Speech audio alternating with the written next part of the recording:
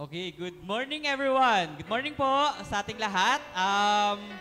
Welcome to our Sunday service. It is good to see all of you gathered here today. Pwede po ba nating batiin ang ating mga katabi? Isang magandang umaga po sa ating mga katabi with our smiling faces. Okay, we are so happy to be here with us today, no? Despite po sa ating masamang panahon, no, nakita natin na umuulan sa labas. We are blessed na despite that, nandito pa rin po tayong lahat.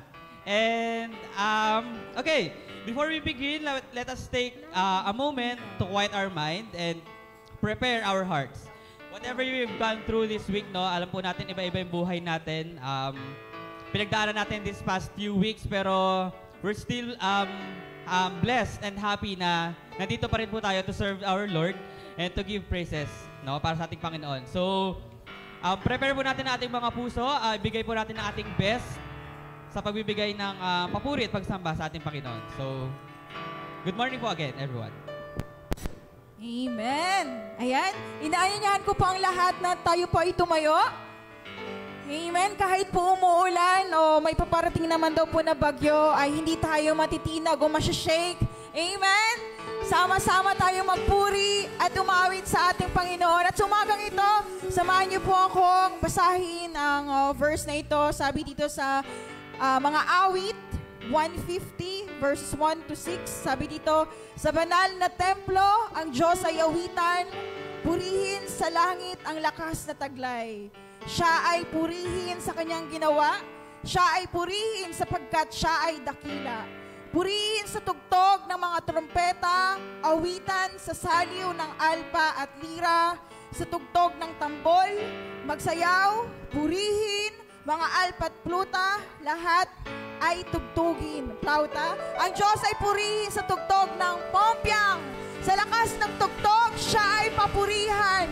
Purihin si Yahweh, lahat ng nilalang, purihin si Yahweh. Hallelujah, Panginoon.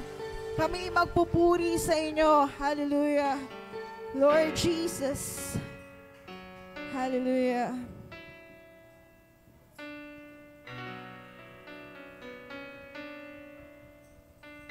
Amen. Hallelujah. Ako'y magpupuri sa Panginoon. Kami magpupuri sa Panginoon. Ako'y magpupuri sa Panginoon. Purihin natin ang, purihin natin ang, purihin natin ang Panginoon. Ako'y magpupuri sa Panginoon. Ako'y magpupuri sa Panginoon. Ako'y magpupuri sa Panginoon. Purihin natin ang Panginoon. Ako'y magpupuri sa Panginoon. Ako'y magpupuri sa Panginoon. Ako'y magpupuri sa Panginoon.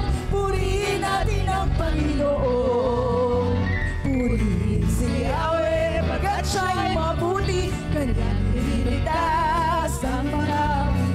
Magpupuri ang lahat sa iyong nilalang, sa pag-ibig na walang hanggan. Ako'y magpupuri, pupuri sa Panginoon. Ako'y magpupuri sa Panginoon. Ako'y magpupuri sa Panginoon.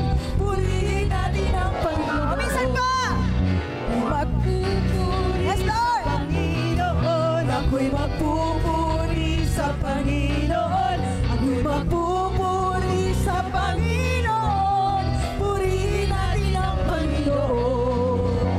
Purihin si Yahweh, pagkat siya'y mabuti, kanyang ililigtas ang marami. Magpupuri ang lahat sa iyong nilalang, sa pag-ibig na walang hanggan. Magpupuri sa Panginoon. Ako'y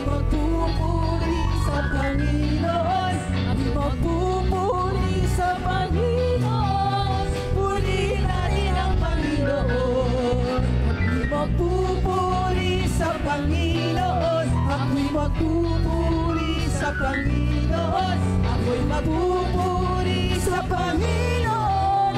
Purihin natin ang Panginoon. Purihin si Yahweh pagkat siya'y mabuti. Kanyang iniligtas ang mga api. Magpupuri ang lahat sa iyong inalang sa pag-ibig na walang minsan pa ako'y magpupuri sa Panginoon. Ako'y magpupuri sa Panginoon. Ako'y magpupuri sa Panginoon. Purihin natin ang Panginoon. For the last time. Ako'y magpupuri sa Panginoon. Ako'y magpupuri sa Panginoon. Ako'y magpupuri sa Panginoon. Purihin natin ang Panginoon. Purihin natin ang Panginoon. Purihin natin ang Panginoon. Hallelujah! Patuloy kami magpupuri, Panginoon, sa inyo.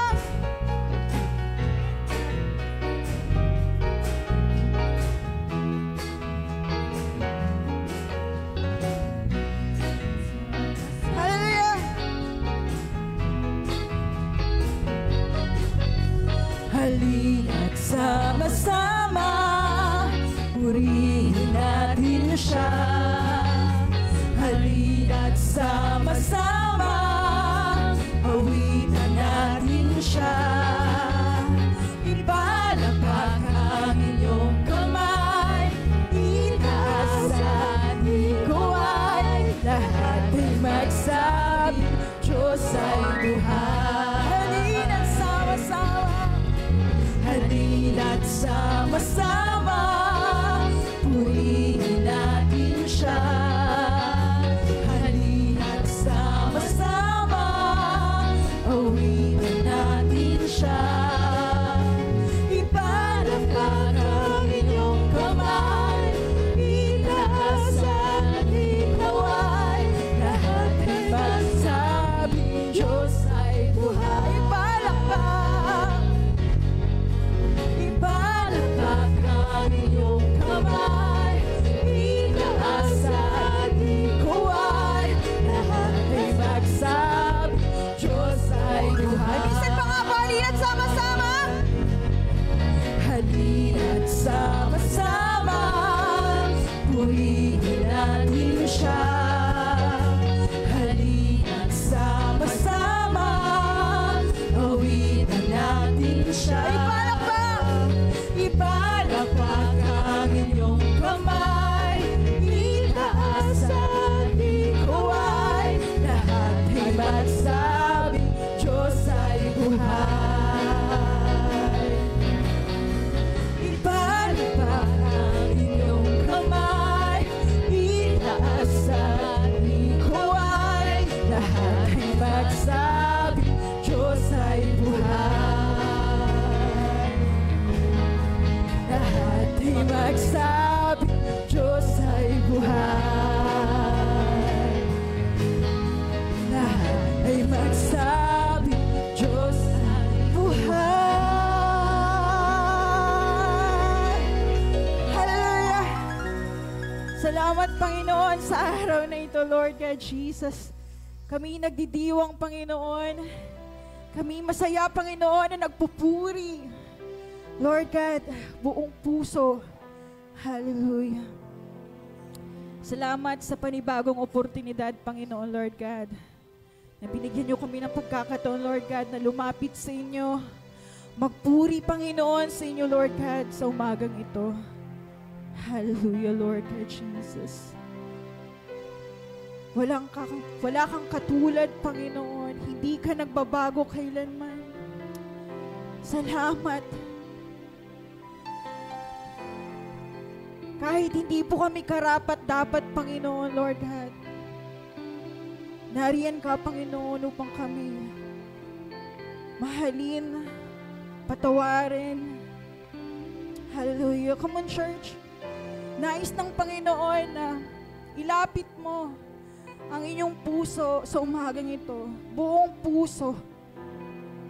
Kung ano man po yung mga problema na ating iniisip, na ating nararanasan, iset aside na po muna natin to. I-focus po natin ang ating mind, ang ating heart sa ating Panginoon. Yun po yung gusto ng Panginoon sa oras na ito. Hallelujah. Purihin ka, Panginoon.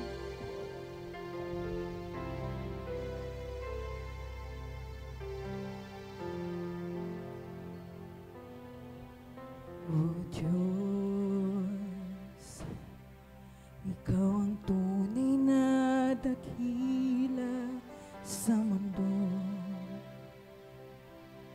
Ikaw ang haring nagmahal ng tulad ko. Ginawa mo lahat, pag-ibig mo ay tapat at wagas. O Diyos, walang papantay sa kabutihan mo. Ang ngalan mo'y itataas sa buhay ko. Sundin ang loob mo, iparinig ang nais ko. Sa lahat ng panahon, Diyos ka sa amin. Sa lahat ng oras, nariyan para sa amin. Panginoong Isus, purihin ka. Dakilain ka sa buhay ko, aming Ama. So God,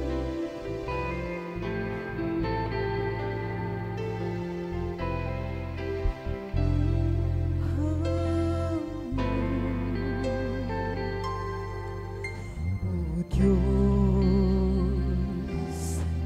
Ikaw ang inadakila sa mundo. Ikaw ang haring nagmahal ng tulad ko. Ginawa mong lahat, pag-ibig mo ay tapat at wagas. Sa lahat ng panahon, Diyos ka sa amin. Sa lahat ng oras, nariyan para sa amin. Panginoong Isus, purihin ka. Dakilain ka sa buhay ko. Sa lahat ng panahon, sa lahat ng panahon, Diyos ka sa amin. Sa lahat ng oras, nariyan para sa amin. Panginoong Isus, purihin ka. Dakilain ka sa buhay ko. Sa lahat ng panahon, sa lahat ng panahon, Diyos ka sa amin. Sa lahat ng oras, nariyan para sa amin. Panginoong Isus, purihin ka.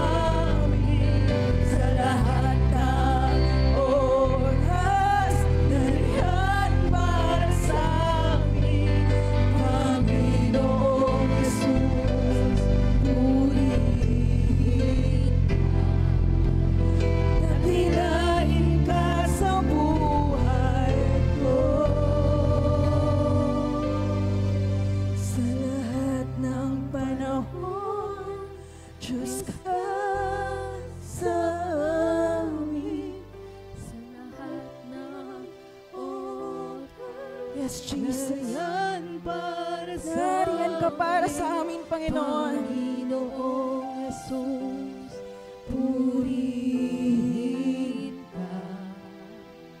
Nakilain ka sa buhay ko. Aming Ama.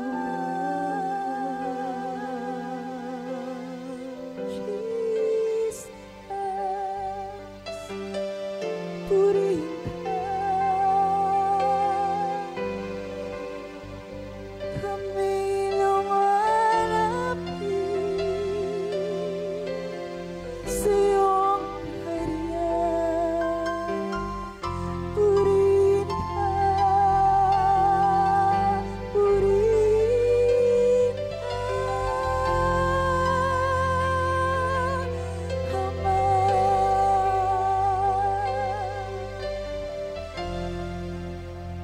Salamat, Panginoon. Patuloy po nating purihin ang ating Panginoon sa umagang ito. Hallelujah. Lord, you're so good. Napakabuti mo. Hindi ka nagbabago kailanman. Salamat, Lord. Salamat sa inyong pagmamahal. Sa malawak na inyong pag-ibig, Panginoon, sa bawat isa. Hallelujah. Purihin ka, O Diyos. Ako'y lumalapit, sumasamba, nagpupuri sa'yo, Ama.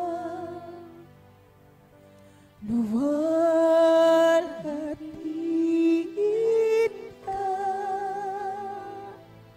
O Diyos.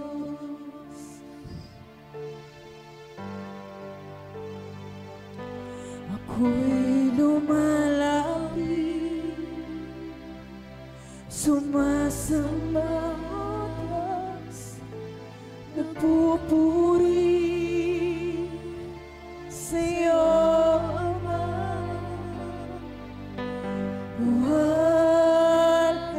Luwalhatiin ka, O Diyos. Luwalhatiin ka. Minsan pa, ako'y lumalapit. Yes, Lord Jesus, kami lumalapit sa inyo. Ako'y lumalapit, sumasamba, nagpupuri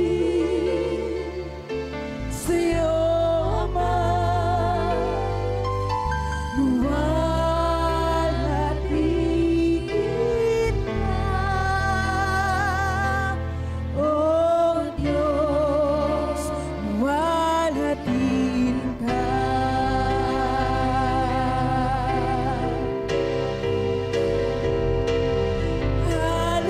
Hallelujah.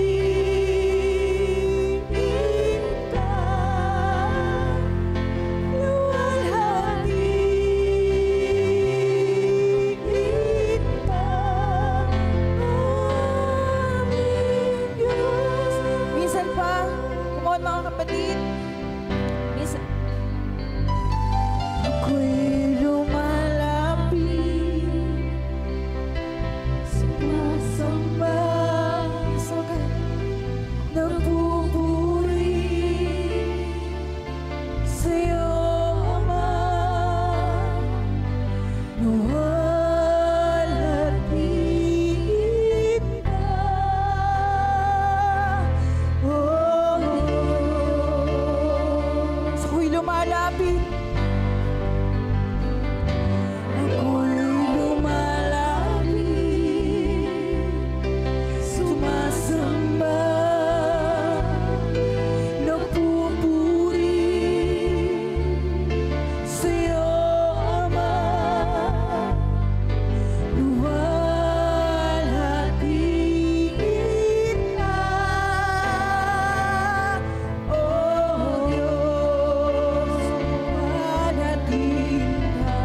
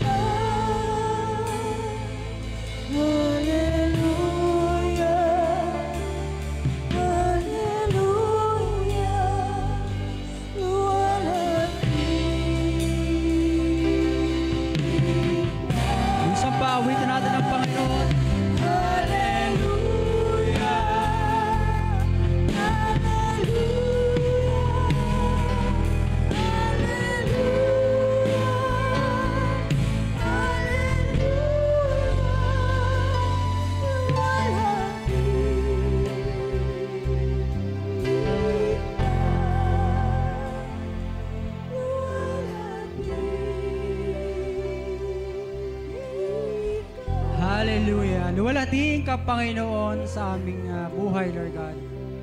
Maraming salamat, Panginoon, sa iyong pagmamahal. Lord, sa lahat, Panginoon, ng aming awitin, sa lahat, Lord, ng aming mga salitang babanggitin, Panginoon, ito'y hindi sapat, Lord God, para maluwalhati ka, Panginoon. Panginoon, tinataas ka namin sa aming buhay, Panginoon. Even though, Lord God, we are sinners, Panginoon, even though, Lord God, sa bibig namin nanggagaling ang masasamang salita, Ikaw, Panginoon, yung Diyos na naglilinis, Panginoon, ng aming mga kasalanan. Sa oras pong ito, Panginoon, wala kaming ibang niluluwalhati. Wala kaming ibang pinapupurihan, Panginoon, kundi Ikaw lang. Wala kaming ibang dinadakila. Wala kaming ibang sasambahin, Panginoon, kundi Ikaw lang, Lord God. Hindi sapat yung hallelujah. Hindi sapat, Panginoon, ang magagandang salita para i-describe, Lord God, yung kabutihan mo sa amin, Panginoon, yung pagmamahal mo, Lord God. But this time, Panginoon, we honor you, Panginoon. We glorify you, Panginoon. We adore you. You are our Lord. You are our Jesus and our Savior. Panginoon, marami pong salamat at binabalik namin sa iyo, Lord God, ng walang hanggang papuri at pasasalamat sa pangalan mo, Jesus, na aming Panginoon. Amen and amen. Palakpakan po natin ang Panginoon.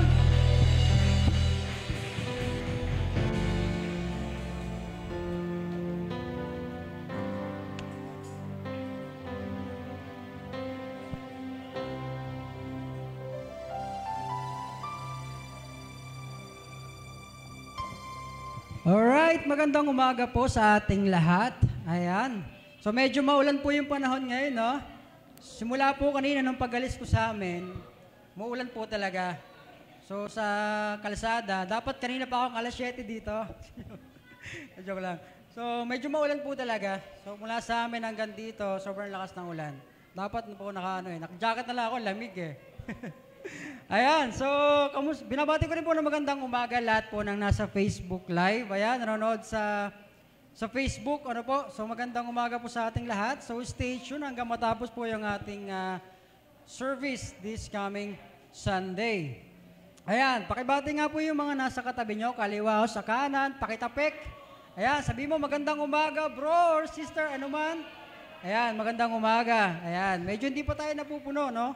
So medyo maulan pa. Diba? So yung iba siguro nasa biyahe pa. Yung iba siguro nasa bahay, natutulog, nag-Facebook Live na lang, no? Doon nanonood. But nonetheless, hinihingi ko po ang ating focus po sa ating service, no? So pakitanggal po muna lahat ng ating mga distractions, ayan, lahat ng mga pwedeng maging disturbance, no, sa ating pakikinig sa salita ng Panginoon and all throughout this service. Ayan, so sa mga bago po dito sa church, may mga bago pa. Ayan pa, may bago ba? O mga nagbabalik. Ayan, so welcome po sa Winsukat, ano po. So, binabati po namin kayo ng isang magandang umaga. At welcome po kayo dito. Pwede po kayo magsama ninyong kamag-anak, kapatid, kaibigan. Wala pong entrance fee, no? So, welcome po dito, no? Wala po itong sabilita, no? So, welcome po ang ating lahat. Alam niyo po ba, this month ng October, meron po tayong sinaselebrate na Pastor's Appreciation Month. Alam po natin yon? Ayan. So, Pastor's Appreciation Month, this October, no? This October. Ayan, nabati na po ba natin yung ating mga pastor? Ayan. So, actually, sa mga ibang church nakapag-celebrate sila last week. So ako, wala ako last week, no? So, this Sunday, no? Ayan, mamaya batiin po natin yung ating mga pastor ng let's appreciate them, no? Ayan. So kung meron po yung Bible, let's open our Bible sa Old Testament, sa Book of Numbers. Ayan. Sa book po sa Tagalog, bilang. Ayan, Book of Numbers. Meron ba tayo mga Bible? Cellphones.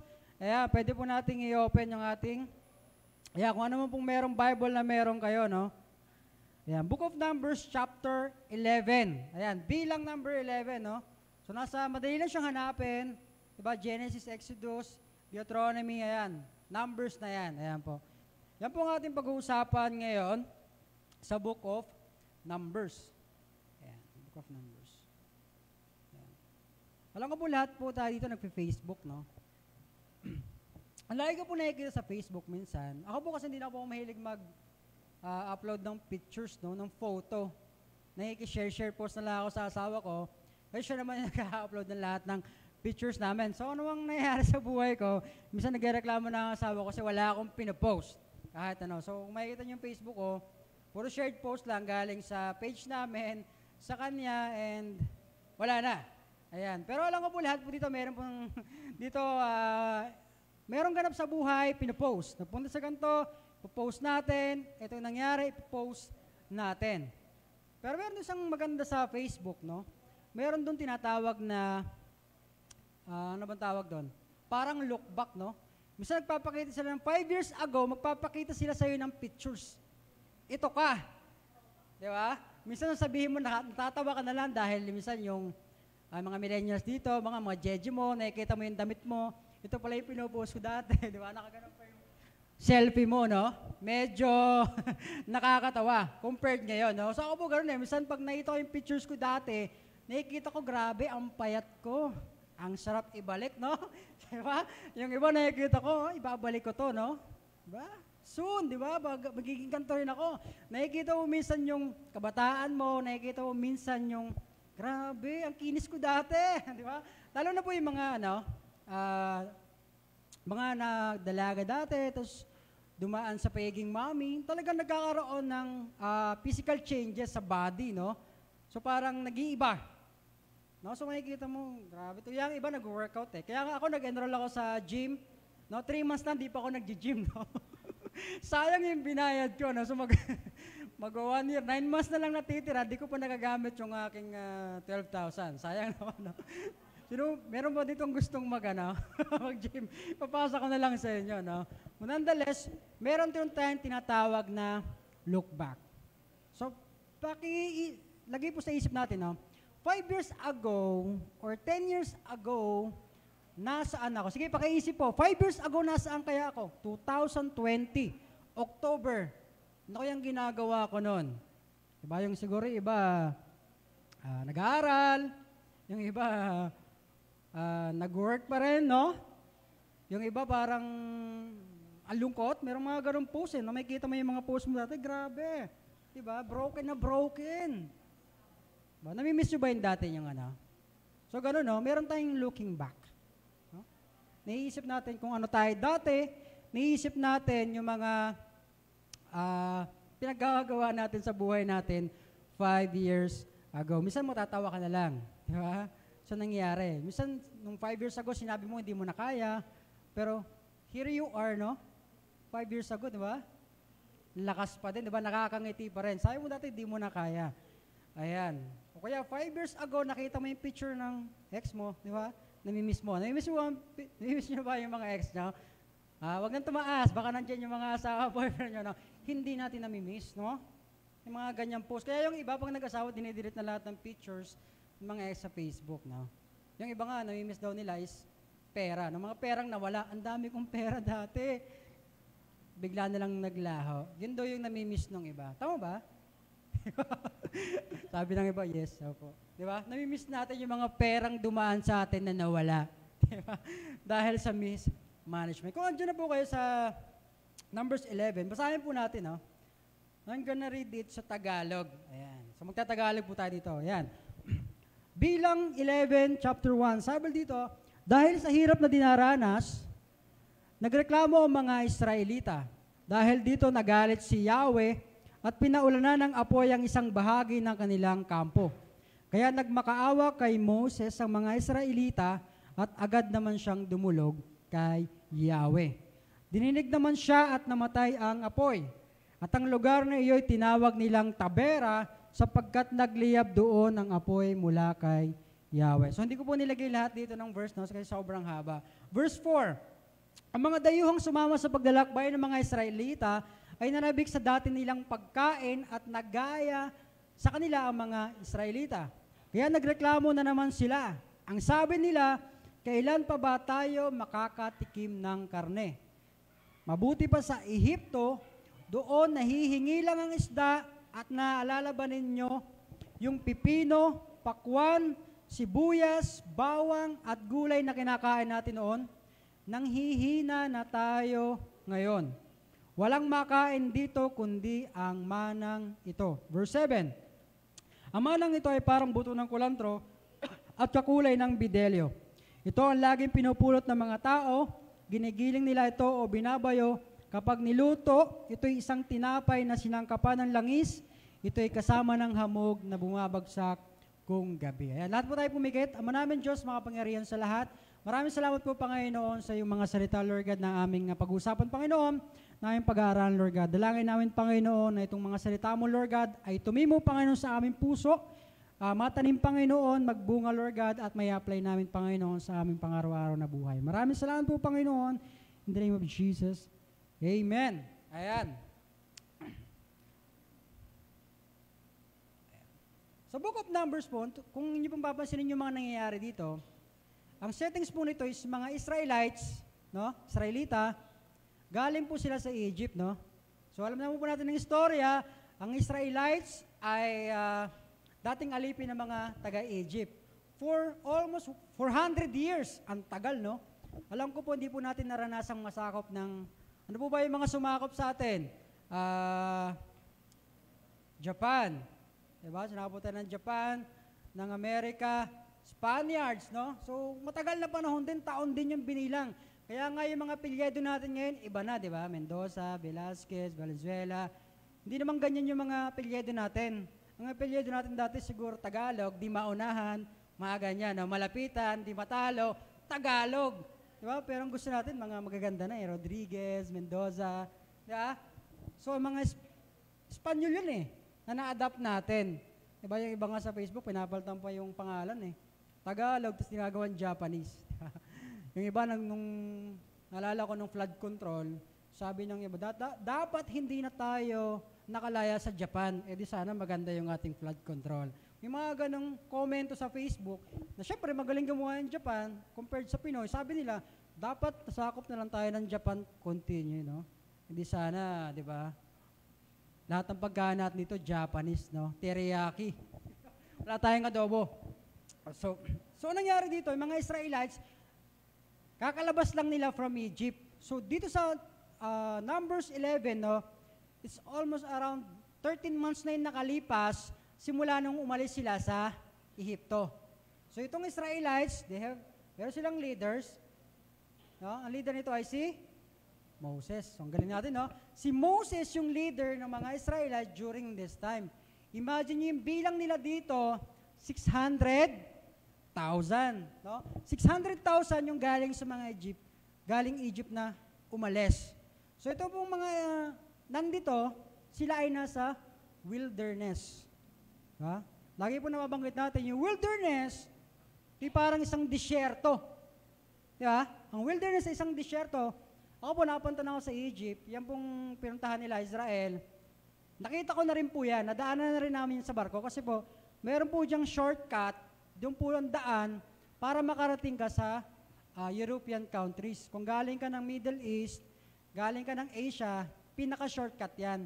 Kung hindi ka dadaan dyan, tapos pupunta ka ng Greece, pupunta ka ng Italy, aabutin ka ng 1 week or to 2 weeks. Barko. Pero pag dumaan ka dyan, 2 days lang, nandiyan ka na. So, meron yung tinatawag na Suez Canal. Yung Suez Canal na yun, nandun yung Red Sea. Diba? Alam natin, doon tumawid yung mga Israelites sa Red Sea. Yun yun. So, alam naman natin, yung mga naghahati sa bansa, minsan dagat. Pilipinas, naghahati sa Japan, Taiwan, Indonesia, dagat. Nakapalibutan tayo ng dagat. So, sa between Egypt and Israel country, meron dyan dagat sa gitna, no? Na dinadaanan ng mga barko. So, they're separate, no? Yun yung boundaries nila. So, 13 months after nilang makalaya from the Egypt, ito yung ginagawa ng mga Israelites. Sabi sa verse 1, ang mga Israelita daw ay nagreklamo. Nagreklamo yung mga Israelites dahil daw sa hirap na dinaranas nila sa disyerto. So meaning, mas masarap pala ang buhay nila sa sa Egypt as slave kaysa wilderness na nakalaya sila. Alam niyo po ba yung mga Israelites, nung sila ay slave ng Egypt, sila ay tinatawag na forced labor, no? So, parasahan silang pinagtatrabaho. Siyempre, alipin ka, no? Kahit anong ipagawa sa'yo, maltratuhin ka, or kahit mag-overtime ka ng 12 hours, wala silang pake sa'yo dahil alipin ka. no? Alipin ka. Hindi katulad ngayon na sa atin na wala tayong ganon. Dati kasi yung mga alipin binibenta yan eh, 'di ba? Kaya yung Israelites naging slave ng Egypt dahil kay Joseph. Hindi naman dahil kay Joseph, pero nag-start siya kay Joseph, no? 'Di ba? Si Joseph binenta siya ng kanyang mga kapatid sa Egypt, 'di ba? Yun yung naging start. Tapos nag-rise up siya, natuwa sa kanya yung Pharaoh, niligay siya sa isang magandang posisyon, no? So yung mga tao nagpuntahan la doon, nag-Israelites, dumami sila doon. Diba? Kaya nagkaroon ng maraming community ng Israelites doon sa Egypt. Tapos ang nangyari, namatay yung old Pharaoh, nagkaroon ng bagong Pharaoh. Kung sa atin, nagkaroon ng bagong president. Itong bagong Pharaoh, hindi nila kilala si Joseph. So natakot siya ng mga Israelites kasi sobrang dami nila compared sa Egypt, pinagpapatayin niya lahat ng mga panganay. And isa doon si Moses na nakalaya. Diba? Kaya nagkaroon lahat ng mga Egyptians na dating masarap yung buhay nila doon sa Egypt, ginawa nilang slave kasi natakot yung new Pharaoh na baka mag-alsa balutan or mag-rebellion itong mga Israelites sa kanila. Kaya ginawa nila itong slaves. That's the history kung paano naging slave yung Israelites doon sa Egypt. So namatay na sina Joseph, mga second generation, ito matagal ng generation to. And after this, no, nandun sila sa wilderness. Sabi na nagreklamo sila kay Moses. Alam niyo po yung mga Israelites, no? Sa tagal nila dun sa Egyptians, sa Egyptian country, yung ugali ng Egypt, nakuha na nila. Diba? Minsan tayo, bilang Pilipino, minsan yung ating tradisyon, hindi na pure Pilipino. Na-adapt natin yung culture ng ibang bansa. Like fiesta, lechon, street dance, di naman yan sa atin. Came from the Spaniards. Mga Santo Niño, Viva, ano yan, Spaniards, no? Sa kanila yung mga maskara sa Cebu. Galing sa na-impluwensyahan tayo ng mga Spaniards. No? Kaya nga sa Zamboanga, ang pinaka-main language yata dun is Chabacano, no? Spanish. Meron tayo dito ng Spanish eh. Kaya, So, yun yung language doon, no? Kaya sa atin, magaling tayo mag-English kasi ang dami sumakap sa atin. Japanese and American and Spaniards. So, sabi dito, verse 2, kaya nagmakaawa kay Moses sa mga Israelita. Kasi verse 1, nagalit si Yahweh sa mga taga-Israelites kasi sobra silang reklamador. Diba? Pinalaya na nga kayo kasi itong mga Israelites, tumawag sila kay Yahweh. They cried out to God na palayain sila from Egypt. And pinalaya naman niya sila. And God called Moses to deliver them from Egypt. And ito na sila ngayon. Diba? 13 months ago, nagre-reklamo na. Alright? Minsan tayo gano'n, no? Kahit ako dati, no? Parang, wow, ang sarap maging Christian. Ang sarap. Pero habang tumatagal, Lord, ang hirap naman ang pinapagawa mo. Diba? Sino po dito yung hindi nag-complain kay God? Lord, sarap sana ng buhay ko. Kung hindi ako naging Christian, hayahay. Di ba? Nasa mall ako ngayon, nagpapalamig. Hindi nandito, nakikinig, di ba? Nagmamasahe. Isang ganun eh. Di ba? Masang hirap. Actually, yes. And Israelites, they love complaining kay God. No? Dahil sa hirap. Verse 4, ayan. Ang mga dayuhang sumama sa paglalakbay sa mga Israelites ay nanabik sa dati nilang pagkain sa Ehipto. No? Yung mga dayuhan, tandaan po natin, yung mga Israelites, may mga sumama dyan na Egyptians, hindi lang yung pure Israelites. Siguro ito yung mga klase ng mga Egyptians na naagrabyado rin. Diba? Sasama nilang ako sa inyo, Moises. Diba? Mukhang masarap yung travel nyo, no? Gusto ko mag-travel, kaya lang lakad. Kung hindi ka naka-aeroplano, mag-travel tayo, pero lakad, no? Kung nakita nyo kanina, yung lakad nila papuntang promised land, sobrang alikabok siguro, no? Kasi disyerto yun eh. No? Sabi ng mga dayuhan, mga Egyptians, namimiss na namin kumain ng karne. Diba? Alam niyo ba ang pagkain nila?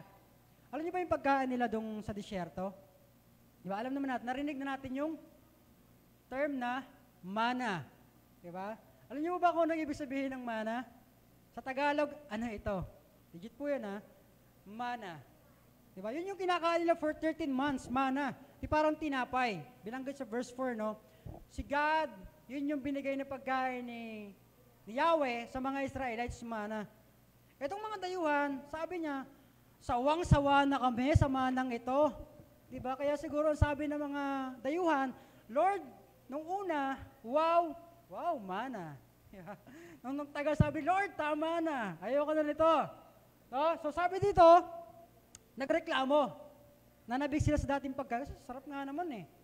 Diba? Siguro kung kayo man din, 13 months kayong kumakain ng mana, baka sabihin mo, sarap ng karne. Namimiss ko na. Ang sarap magsangyup, Lord. Yung mga lalo na yung mga nagda-diet ngayon, yung may mga physical health conditions na bawal kumain ng ganito, nakakamiss naman talagang kumain ng mga bawal eh, no? Chocolate, mga diabetic, konting-konti lang, di ba? Namimiss mo. So itong mga ito, nagreklamo sila, ang sarap ng karne, sabi ng mga dayuhan. So tuloy natin verse 4, at nagaya sa kanila mga Israelita. Oo nga, sabi ng mga taga-Israelites, ang sarap nga ng karne, Moises. Sarap naman, di ba? Sino itong favorite yung karne? Steak, adobo. Lahat ng ulam natin, lahat may karne. Di ba? Lahat may karne. Pakbet na nga lang, may karne pa. Diba? Ang sarap ng karne, di ba? Kagabi, ulam ko karne. Sarap. Kaldereta. Luto ng asawa ko bago umalis. Sabi to, ang sabi nila, kaya nagreklamo na naman sila kay Moises. At ang sabi nila, kailan pa ba tayo makakakain ng karne? Sabi kay Moises, sawang-sawa na kami sa mana. No? Nagreklamo na naman, second time. Sabi ko nga sa inyo mga Israelites, they love complaining. No? Complain sila sa Egypt, ang hirap ng buhay dito, pinalaya, binigyan ng pagkain, and then they still complain. Di ba? They are not thankful, they are not grateful sa kung ano mang meron sila from God. Imagine nyo, 600,000. Nung nag-anniversary nga tayo, ilan ba tayo? Parang 400. Grabe, di ba? Parang, ang hirap mag-provide ng food. Ba, kailangan ganito yung bilang. 600,000. Isipin nyo dito, no? Ganon ang pinapakain ni God, ni Yahweh, or ni Moses, araw-araw. For 13 months. Parang, wow, sarap ng karne, nakakapaglaway. Verse, tuloy po natin, sabi sa verse 5, sabi ng mga Israelites, hello? Sabi doon, verse 5, pakibasa po natin yung red, mabuti pa sa Ehipto. Sabi ng mga Israelites, mabuti pa sa Egypt. No? Doon nahihingi lang ang isda at naaalala ba ninyo ang pipino, pakwan, sibuyas, bawang, at gulay na kinakain natin noon. Wow, di ba? Mayroong pag-look back. Oo nga, ang sarap. No? Minsan ba nakikrave kayo sa mga pagkain na tikman nyo na parang, wow, ang sarap. Pupunta ulit ako doon. Saan ba yung restaurant na yon? Naalala ko, doon ako may kumain. Di ba? Ayan. So, sabi nila, mabuti pa sa Ehipto, di ba, libre lang ang isda. Siyempre sa disyerto, wala namang isda eh. Nagkakaroon sila ng cravings. Meron na silang comparison. Mabuti pa sa Ehipto, masarap ang pagkain namin kahit kami ay isang alipin. Some Christians, no? Minsan ganito tayo, no? Let's relate. Dito sa mga taga-Israelites, we complain about God sa ginagawa niya, na parang, Lord, kulang yung blessings mo. Sa tingin natin, parang mana lang yung binibigay. Alam niyo ba yung mana? Yung mana po ay sapat lang sa isang araw. Kapag nagtabi ka nun, kinabukasan, mapapanis na. Yun yung mana. Hindi ka pwedeng maglagay sa ref. Diba? Hindi ka pwedeng magsubi. Hindi ka pwedeng, mag-take out, mag-sharon ako. Para baka kasi bukas wala nang mana eh. Yung first time nilang na-experience yung mana, nagtabi sila. Di ba? Baka bukas wala na eh. Nag-hoard sila, no? Para nung pandemic lahat, binili. Kawawa naman yung iba, di ba? Wala nang nabili. Nag-hoard. No? Kinabukasan na nangyari, napanis, nabulok, inuod. Yun yung nangyari sa mana. It is sapat lang para sa isang araw. Yung mana.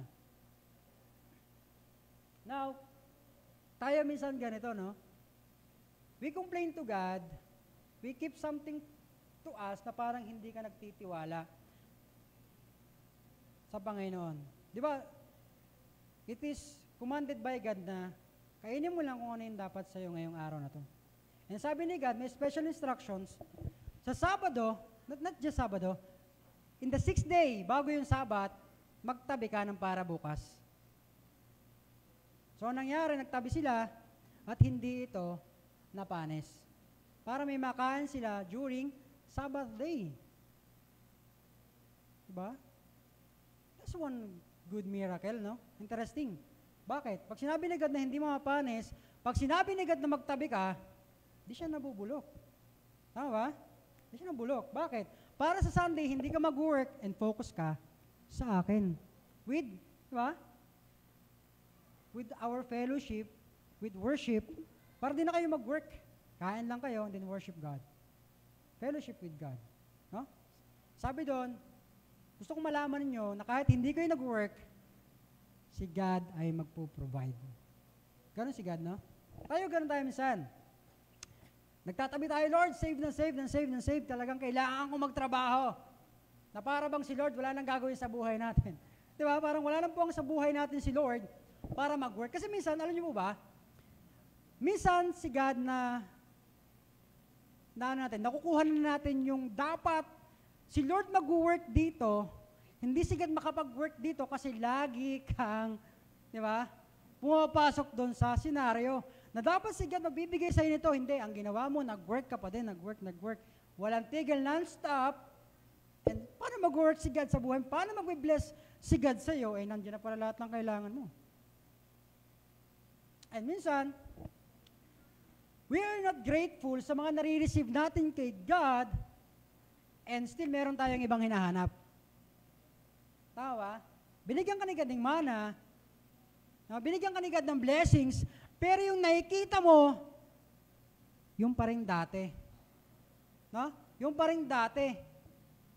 Let's relate it with our spiritual aspect, no?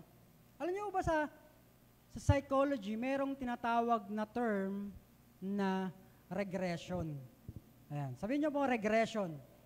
Ayan. Sa psychology po, meron tayong psychology student dito. Paki-confirm na. Regression. Ayan. Ang regression po dito, sabi ito, when people return to old habits or mindsets because the new life feels uncertain.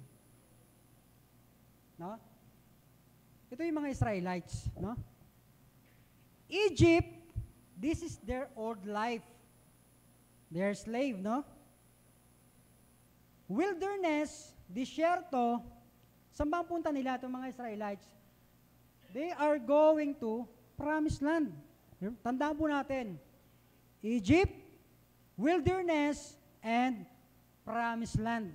Ayan. Right now, noong unang panahon, nandun po sila sa wilderness. Ito yung current situation nila noon na nagko-complain.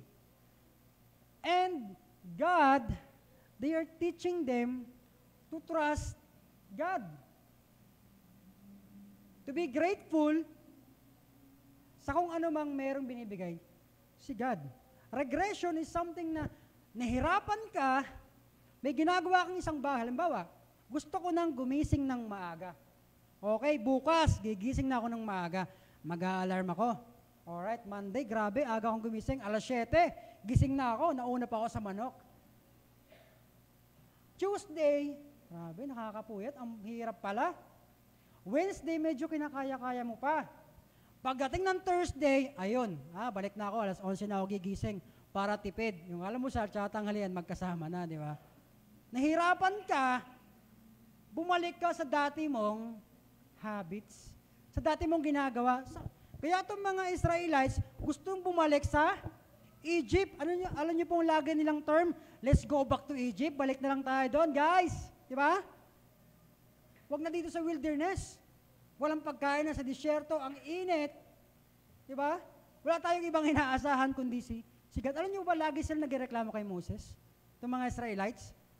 Hindi lang kay God nagreklamo. Of course, kay Moses dumadaan, and si Moses, nakikipag-usap siya kay God. Di ba? Sa mga leaders, God's people, no? They complain. Mabuti pa daw sa Egypt, kahit kami alipin, masarap ang pagkain. No? That's regression. Meron pa isang word, actually dalawa yan. Liminality. Ayan, meron tayong liminality. Liminality, no? Ayan, pakibasa nga po yung liminality. 1, 2, 3, go.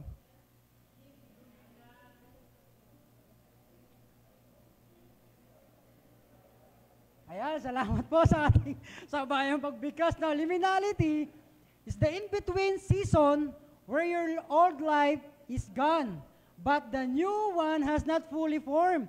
Ibig sabihin, yung liminality, ito yung wilderness.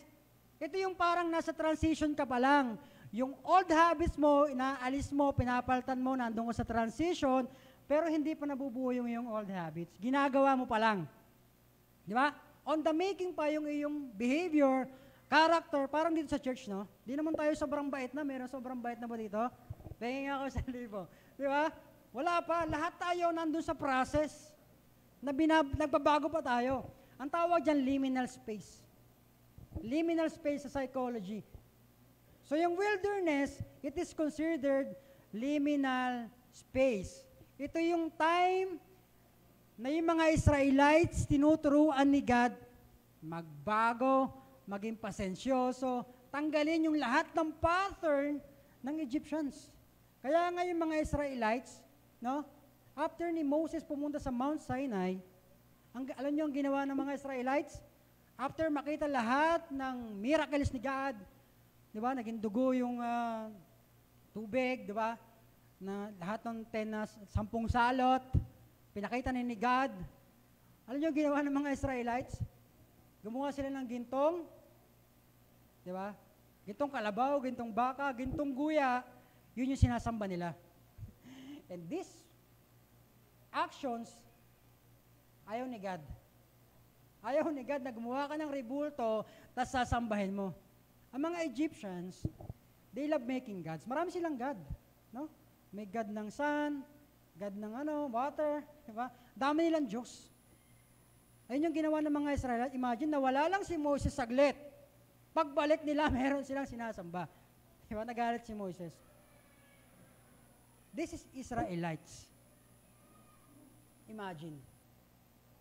And tayo, minsan ganun tayo. Diba? Yung Egypt, that is our old life. No? Dati nating buhay. And then we are right now in the wilderness. No? Sinusubok tayo ni God. Minsan, sinasagad ka ni God dun sa pasensya mong halos wala ka nang aasahan kundi ang Panginoon. Naranasan niyo na po ba yan? Nawala ka ng ibang kakapitan, ubus na yung lahat ng Bombay, ayaw ka nang pautangin. Lahat ng mga kaibigan mo, ayaw ka nang replyan. Si God na lang ang pag-asa mo. Minsan nilalagay tayo sa point ng buhay natin na wala kang ibang aasahan kundi ang Panginoon lang. And this is Israelites. Paano sila magtatanim sa disyerto? Paano sila mangingisda sa disyerto? Wala kahit ano. Si God lang ang pag-asa nila. And they always fail God. No? Hindi sila makapagtiwala. Sabi niya, kailan pa ba kami makakakain ng karne? So sabi siguro ng mga Israelites, kung meron mang ibang Diyos dyan, pakibigyan kami ng karne. Kasi itong si Yahweh, hindi kami binibigyan ng karne. Puro mana. Sa buhay natin ganito, no? Lord, ayoko nang binibigay mo. Ayoko, Lord, ng sapat lang.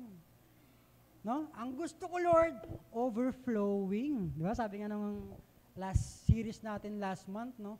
Overflowing yung gusto nating blessings. Kahit hindi mo naman kailangan. Overflow pa rin. Lord, gusto ko talagang overflow. Halos yung wallet ko masira na, Lord. Kasi hindi ko malagyan ng barya. Minsan laman ng wallet natin, barya, no? Halos masira na, dami. Gusto natin papel. Sino dito yung gusto ng maraming papel? Ayaw nyo, kita ni God. Lahat tayo gusto ng di ba? Budget, syempre. Hindi naman sinabi ni God na hindi kita bibigyan ng pera. Pero minsan si God, no? Nakakatuwa rin. Kasi binibigyan ka ng mga situation ng buhay mo na sapat lang. Bakit? Si God tinuturuan ka magtiwala para bukas. Hindi yung Lord, bigyan mo ko ng blessings para one whole year, wala na tayong pakialaman, Lord. Buhay na ako ng 1 year. Babalik na lang ako sa Lord pag kailangan na ulit kita. Kaya nga, minsan pag marami tayong pera, doon natin nakakalimutan si God. Tama ba? Alam niyo ba, mas delikado pa daw yung maraming blessings kaysa walang blessings. Kasi wala ka. Bakit? Yung mga taong maraming blessings, hindi na sila tumatawag sa Diyos. Bakit? Ang dami lang kaagaw. Di ba? Nagkapera lang, di ba? Hindi na alala ang Panginoon. Pag nawala yung pera, Lord, bless me again. Do it again, Lord. No? Verse 10, no? Narinig din Moses ang lahat ng reklamo ng mga Israelites. Nagalit ng labis si Yahweh kaya't nanlumo si Moises. Ito na po. Bilang leader, bilang si Moises, narinig niya lahat ng reklamo. Imagine nyo, 600,000. Kalahati pa lang nagreklamo doon. Ang ingay na. Bilang leader mo, di ka ba malulungkot? Alam niyo po, as pastor, no?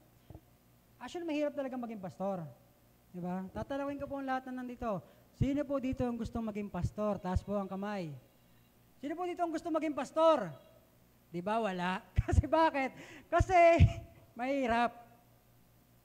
Pero, masaya. Di ba? Isa pa ulit. Sino po dito ang gusto maging pastor? Sir Earl lang ba? Di ba? Lahat po dito, no? Siguro wala naman siguro dito. Wala pa akong narinig na magsisimba ako dito, gusto kong maging pastor. Siguro dati. Pero parang ngayon wala pa akong narinig. Magpapastor yan? Sabi niya, ayoko. Kasi bakit? Di ba? Bibihira lang talaga ang tinatawag ng Panginoon. It's hard. Imagine nyo, bilang tatay, mahirap na. Bilang kapatid, pag naging pastor ka pa, yung problema ng kapatid niya yan, yung katabi mo, puproblemahin mo pa. Di ba? Nangailangan imagine nyo, ilan ba tayo dito? 100. Yung pastor, lahat yung 100 na yan, pag na-problema ang isa dyan, puproblemahin din ni pastor. Tama ba? Hindi sabihin ni pastor, bahala ka dyan. Hindi. Ang sasabihin ni pastor, pag kapatid dali ka, pag-pray kita.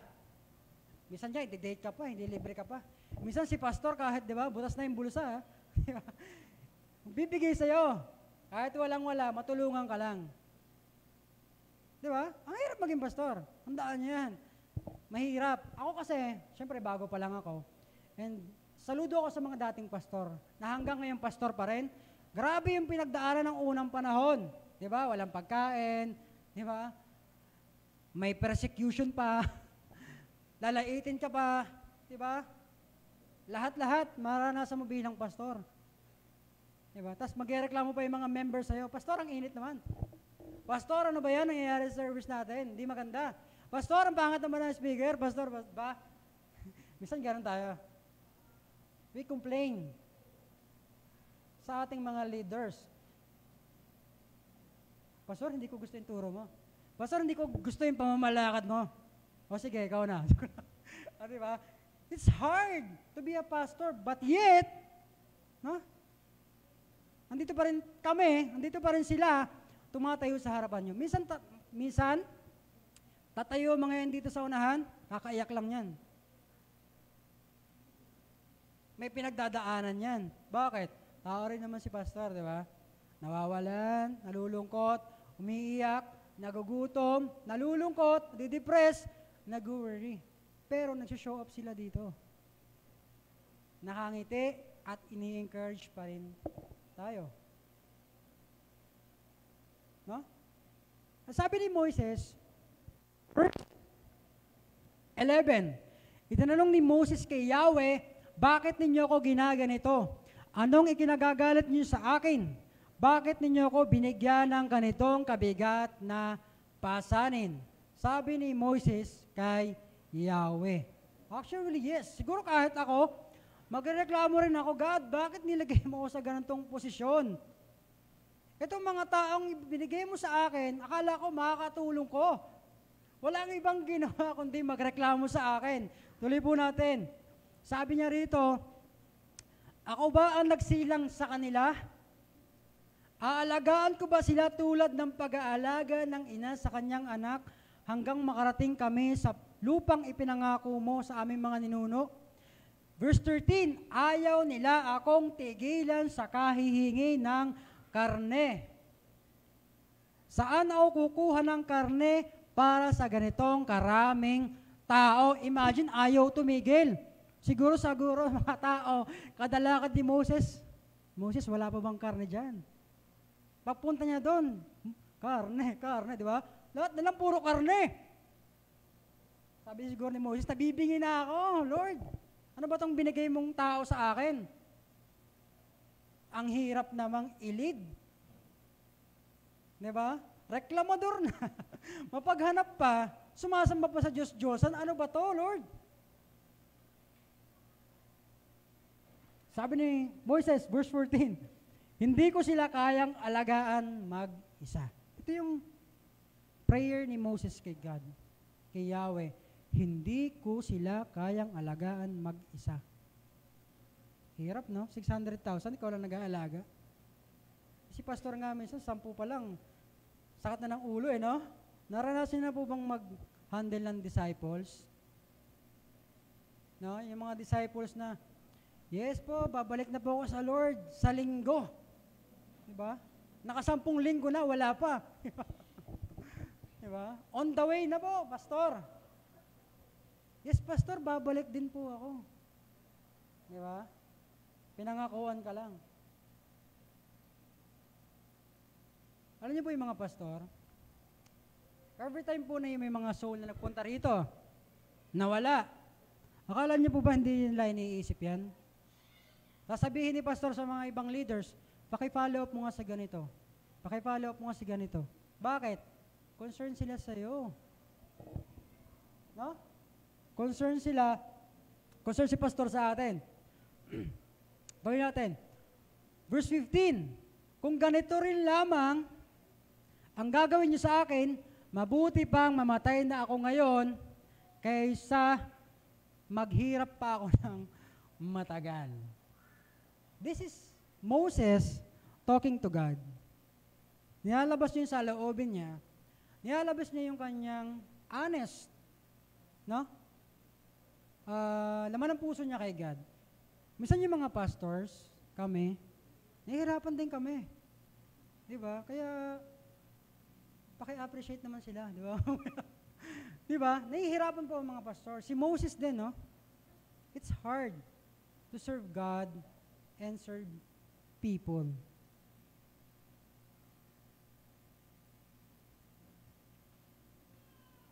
Even Moses, hindi niya alam kung anong gagawin niya sa mga taong to. Sabi niya, Lord, hindi ko to kayang mag-isa. Hindi ko sila kayang alagaan mag-isa, Lord. Ang tigas ng ulo. Maraming pastor po, sad to say, nawala sa pagiging pastor. Regular attendee, bakit? Naka-experience ng persecution from members, pinatalsik, ayaw ng mga members, yung kanilang pamamalakad ni pastor, minsan pinapaalis, di ba? Minsan, nakakalungkot. Dahil lang ayaw nila sa pastor, no?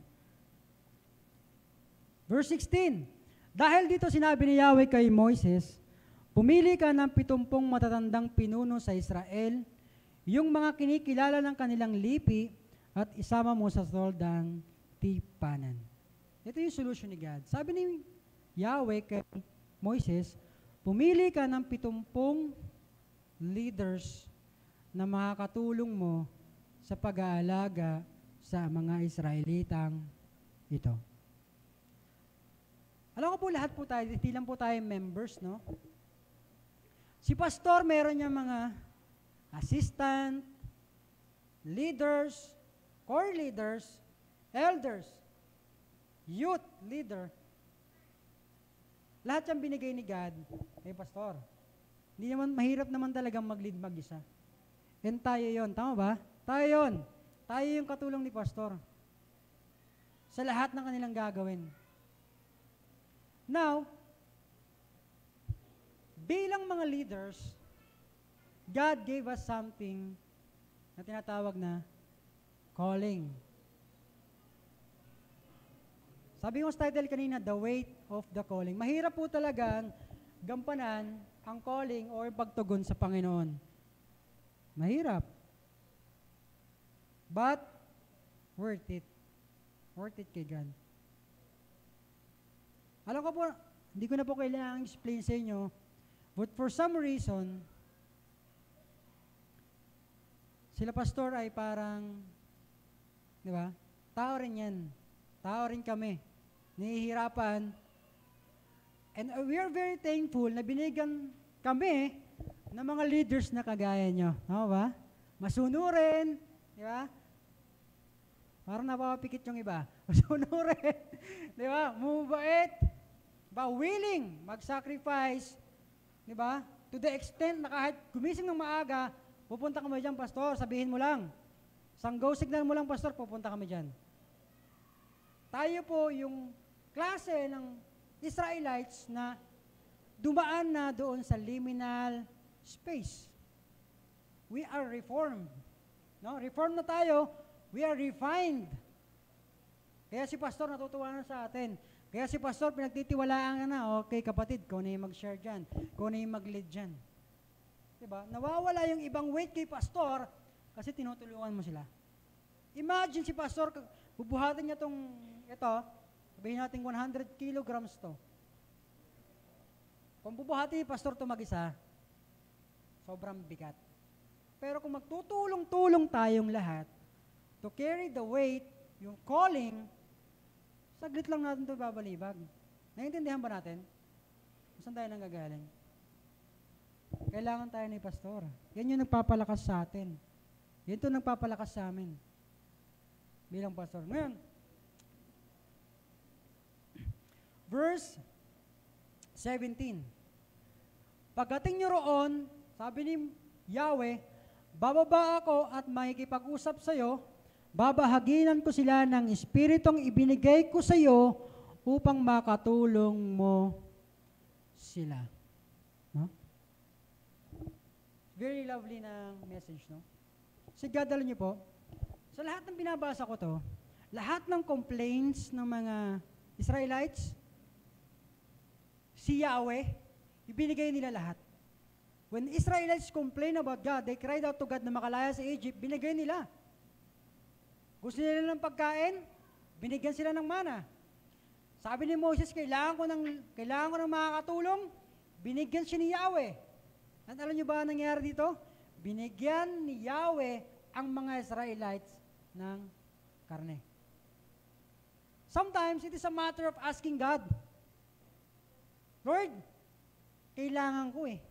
But sometimes, you need to trust God sa mga bagay na hinihingi mo na wala pa ngayon, pero kailangan mong maging faithful. Ang mga Israelites po, they are not faithful until the end. Alam niyo po ba na dapat yung travel nila from Egypt to Promised Land, saglit lang? Alam niyo po ba kung ilang taon po ang inabot ng mga Israelites? 40 years. Sa wilderness. Paikot-ikot. Because what? Because of disobedience and katigasan ng ulo. Meron pong sasabihin sa inyo. Ito po mga Israelites, binigyan sila ng promised land. No? Promise pa to sa mga ninuno ni Yahweh. Dadalhin sila sa promised land. And umabot ito ng 40 years. 40 years. Dahil sa kanilang pagiging matigas ng ulo. Now, alam niyo ba sa buhay natin, minsan si God may nilaan sa ating blessings. May nilaan sa ating promise si God. But you know what? Minsan dahil sa katigasan ng ulo natin, maabot ng years bago mo ma-receive. Imagine ang promise sa kanila, saglit lang. Ang lapit lang nun eh. Imagine, 40 years ka naglalakad. 40 years ka sa disyerto. At ang dami pang nangyari. Kung tutuloy niyo po yung pagbabasa ng Bible, ang dami pang nangyari. Sa buhay po natin, minsan baka hindi binibigay ni God yung blessings na para sa atin o yung promise lang sa buhay natin kasi ang tigas ng ulo. Kahit ako po minsan, nung una, nahirapan po ako magtiwala sa Panginoon. Looking back, ngayon po, no, dumaan po ako sa tinatawag na liminal space. Sabi ko po na yung liminality. Ito pong liminality, ito po yung time na iniwan ko po yung pagbabarko. Imagine, secure yung kita mo, secure yung sweldo mo, and then iiwan mo para magnegosyo. Actually, mahirap pong magnegosyo. Hindi mo alam kung okay or malulugi ka. Marami pong negosyo na lugi. Dumaan po ako sa season na yun na we need to trust God. No? Kasi may anak ako, may asawa ko, may kotse, hinuhulugan, may bahay, tas bigla kang magninegosyo na hindi mo alam. Imagine salon. Hello, hindi po ako hindi po ako napunta ng salon at wala po kaming ideya sa salon. Business. Pat nagtiwala kami sa Panginoon. And right now, nalagpasan na po namin yung tinatawag na liminal space, yung wilderness, and nandito po kami ngayon na blessed sa kung anong binigay sa amin ng Panginoon.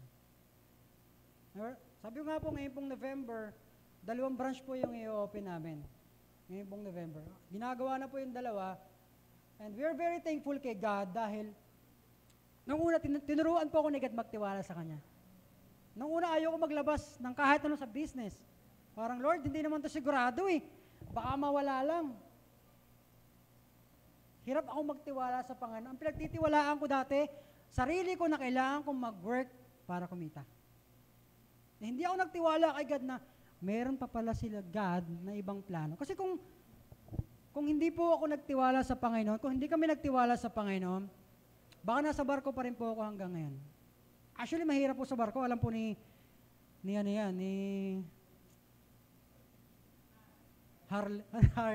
Harlem eh, no? Actually, mahirap po sa barko. Grabe yung puyat, grabe yung boss, grabe yung pressure. Mas wala ka ng tulog doon. Yun po yung kapalit nun. Hindi katulad po ngayon na kasama ko yung pamilya ko, nag-enjoy kami, wala kaming boss. Right now, kailangan mo lang magtiwala sa Panginoon. Tandaan nyo kapatid, maaaring iba sa inyo nandun kayo sa point na nandun kayo sa wilderness, season ng buhay nyo. Na minsan sinasabi mo, Lord, parang gusto kong bumalik sa dati kong buhay. Ang hirap. Ang hirap pala maging Kristiyano, Lord, hindi ko kaya. Minsan sinasabi niyo po yun. Yung iba parang, Lord, gusto ko nang mag-backslide, Lord, di ko kaya. Ang hirap pala. Nag-aalinlaan ka. You're confused. Nahirapan ka, gusto mo nang bumalik sa dati yung buhay. Nandun ka sa point na you are in regression moment ng buhay mo. Na dapat nandun ka na sa progression. Dapat nakaalis ka na dyan. Pero right now, nandito pa rin tayo, Lord, confused, complain kay God, and nagtatanong, Lord, nasaan ba yung para sa akin? Sometimes complaining to God, disobeying God, delays blessings. Totoo po yan. Bakit? Sabi nga po kanina, Israelites, 40 years.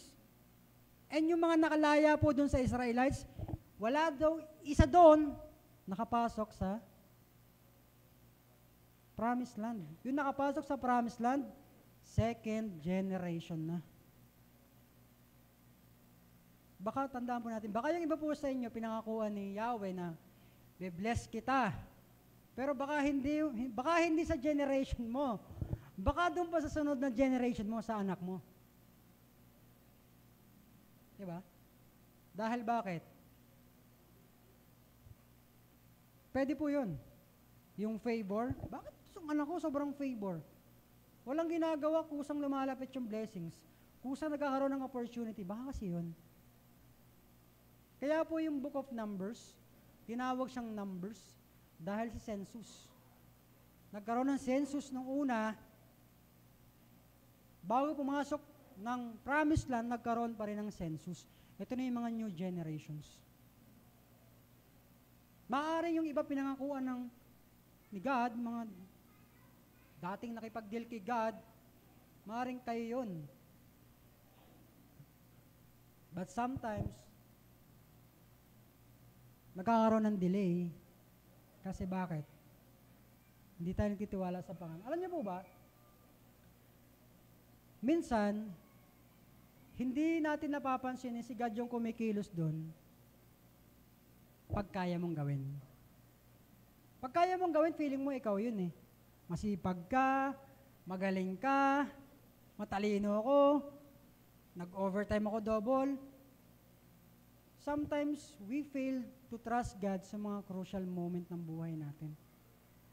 Israelites, until makarating sila ng Promised Land, they keep sinning. They keep disobeying God. Ang dami pa nilang mga hindi magandang ginawa. But yet, God always used people to save them. Sina Samson, Gideon, and etc. Dito mo mag-end. Pwede po tayong tumayo lahat. Yan. Sa buhay po natin, may papadala si God, no? Para maitawid ka sa landas na tinatahak mo.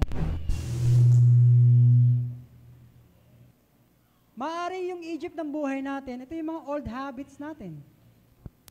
Mga kasalanan na hindi mo maiwan-iwan, na papunta ka dito, tinalikuran mo na, minsan binabalikan mo pa.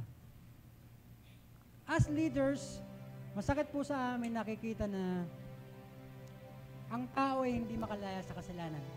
Actually, mahirap po talaga makalaya sa kasalanan. Without the help of our leaders and without the help of God, it is hard. Ano ba? By yourself, hindi natin kaya. Pilit natin tinatakasan yung ating mga past. And hinahabol ka pa rin.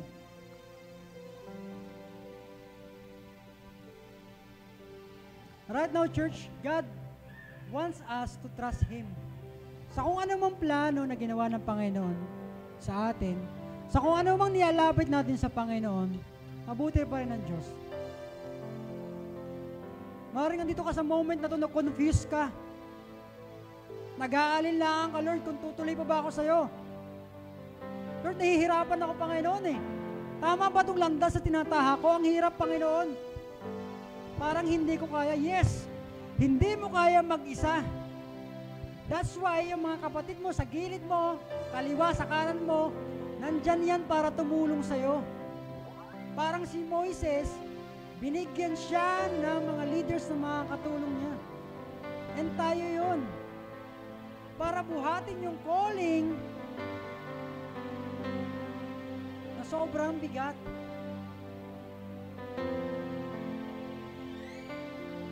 Without God in our life, we can do nothing. Without asking God, paano tayo magkakaroon ng revelations? Paano tayo magkakaroon ng conviction without talking to God? Guys, yung mga iniwan natin, huwag niyo nang balikan. Walang ibang gagawin sa iyo yan para kundi saktan ka, pahirapan ka. Huwag mo nang tingnan yan. Huwag ka nang manghinayang sa iniwan mo. Kasi bakit? Mas worth it yung plano ni God. Was worth it yung ibibigay ni God. That's your promised land. Mahal na mahal tayo ng Panginoon. Gusto ng Diyos na makalaya ka. Huwag ka nang manghinayang sa kung anumang iniwan mo. Kung masama yan, huwag ka nang manghinayang. Bigay mo na sa Panginoon. Si Lord na yung bahala sa'yo.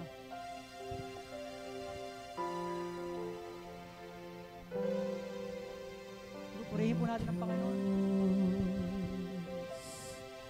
Ikaw ang tunay na dakila sa mundo. Ikaw ang haring nagmahal ng tulad ko.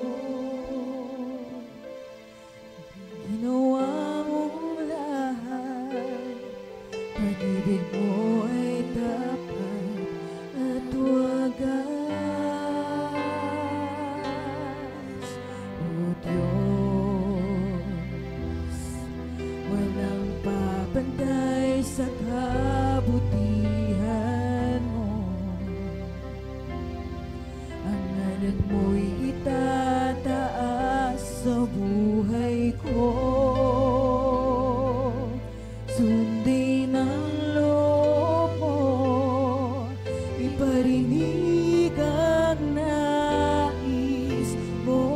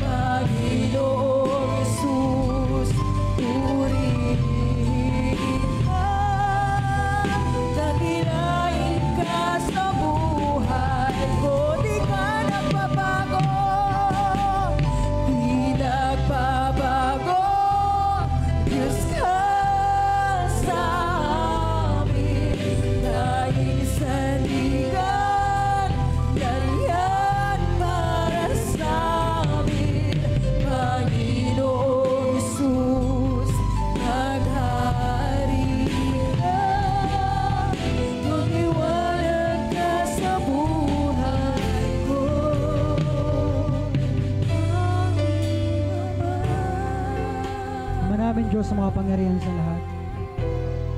Panginoon, turuan mo kami magtiwala sa iyo. Turuan mo kami panghawakan, Panginoon, yung mga pangako mo. Lord, marami kaming bagay na iniwan, Panginoon. Napilit pa rin namin gustong balikan, Panginoon. Nangihinayang kami sa kung anong binitawan namin, Lord God. But right now, Lord God, we are praying, Lord, na bigyan mo kami, Panginoon, na pusong nagtitiwala sa plano mo, kahit mahirap, Lord God, kahit nasasaktan kami, kahit nahihirapan kami, bigyan mo kami, Lord, ng pusong faithful, Panginoon. Bound sa Panginoon, na hindi bumalik, Panginoon, sa dati nilang buhay, Lord God. Panginoon, I pray for these people, Panginoon, na patuloy mo silang hiyakapin, Lord God. Kapag nahihirapan sila, ikaw yung maging comfort zone nila, Panginoon. Na ikaw, Lord God, yung aming kalinga, Lord God, sa mga oras na nahihirapan kami. Panginoon, bigyan mo kami ng contentment, Lord God. Pusong grateful, Lord God, sa binibigay mo. Bigyan mo kami, Lord, ng puso, Panginoon, na hindi, Lord God, nag-base sa material na bagay, Lord God.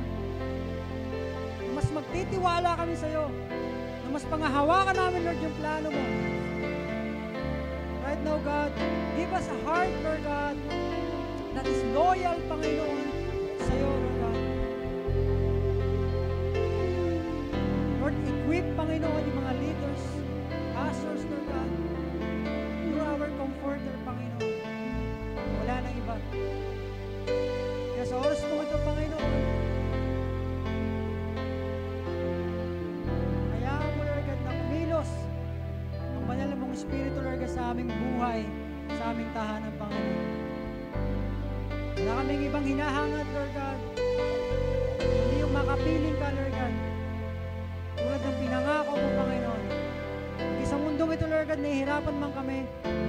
But this is temporary, Lord God. This is part, Lord God, ng process to trust you. Kahit nahihirapan kami. Lord, marami pong salamat, Panginoon. Binibigay ko, Lord, ang mga taong ito, Panginoon, sa iyo. Sa inyong care, Lord God. Maraming salamat po, Panginoon. Binabalik namin sa Lord God ang lahat, Lord God, ng papuri at pasasalamat sa pangalan mo, Jesus, namin, Panginoon. Amen. Palakpakan po natin ang Panginoon. Ayan.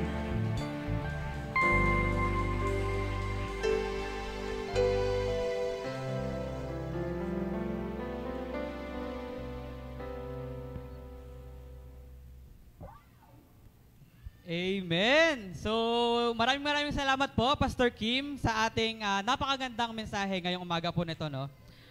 Na-realize ko lang po na tulad ng mga Israelita, dumadaan din po tayo sa mga wilderness ng buhay natin.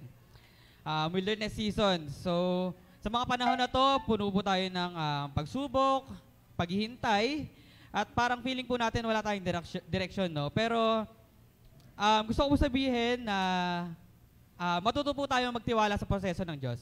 Amen? Kahit mahirap, tandaan po natin na may dahilan siya kung bakit tayo dinadala sa wilderness. Next po is, alalahanin natin na ang wilderness na pinaparanas sa atin ng Diyos ay hindi po parusa, kung hindi paghahanda. Dito pinapatatag po tayo ng Diyos. Pinatatag tayo ng Diyos, yung pananampalataya po natin upang maging handa tayo sa promised land na inihanda niya para po sa ating lahat. Amen po ba? Amen. So ngayon pong umaga, tayo po ay mapalad. Alam niyo po kung bakit? Dahil kasama po natin ngayong umaga si Maria Regina Avejiro. Palakpakan po natin. Pwede po na po natin invite po tumayo. Okay, welcome po sa Winsukat. Alam po natin na hindi po ito aksidente kung bakit po kayo narito, kundi plano po ito ng Diyos. Amen? So we hope po na this is not the first time po na makikita po natin si Ate Maria Regina. So hopefully po sa mga susunod na Sundays, kasama po natin siya. Amen? Amen. So, tinawagan ko po si Tita Tess Regalado for our tithes and offering.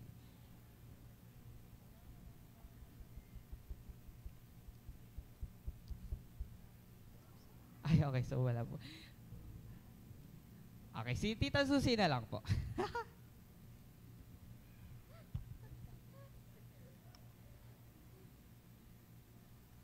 Good morning po mga brother and sister sa umaga ito.